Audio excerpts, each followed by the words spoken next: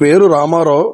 30 సంవత్సరాల నుండి వైజాగ్ కాంప్లెక్స్ దగ్గర చాలా మంది నేటి కాలంలో ఎక్కడో గడుదారి కూర్చొని ఎవరో ఒకరు ఏదో ఒకటి తెచ్చిస్తారని, అంటే భిక్షాటనకి అలాగే ఫ్రీగా ఏదో ఒకటి ఇస్తారు అన్న ఆలోచనలో అందరూ కూడా ఉంటారు. కానీ ఇతను అలా కాదు.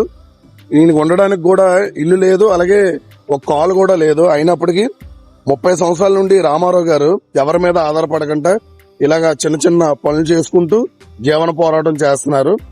ఈయనకి కూడా ఒక బిగ్ సెల్యూట్.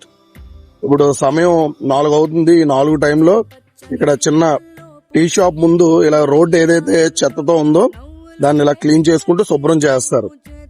రామారావు గారు బాగున్నారండి? 30 సంవత్సరాల కిందట వస్తారు ఇక్కడికి. ఇంకెవరు లేరు, పిల్లలు గాని ఎవరు? మీ అమ్మ నాన్న వీళ్ళు ఉండేవారా?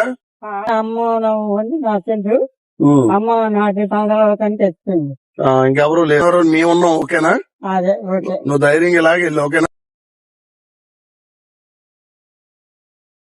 ఆయనకు ఒక కాల్ అయినప్పటికి కూడా అవిటితనం శరీరానికి మనస్తత్వానికి కాదు.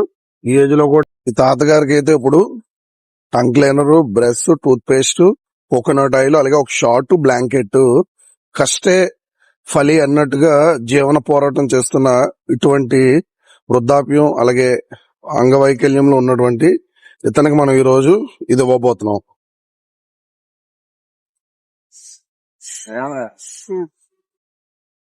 తాత ఎందుకు తీసుకో.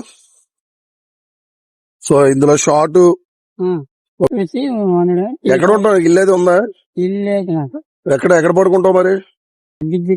బ్రిడ్జ్ కింద ఉంటావా? సరే అయితే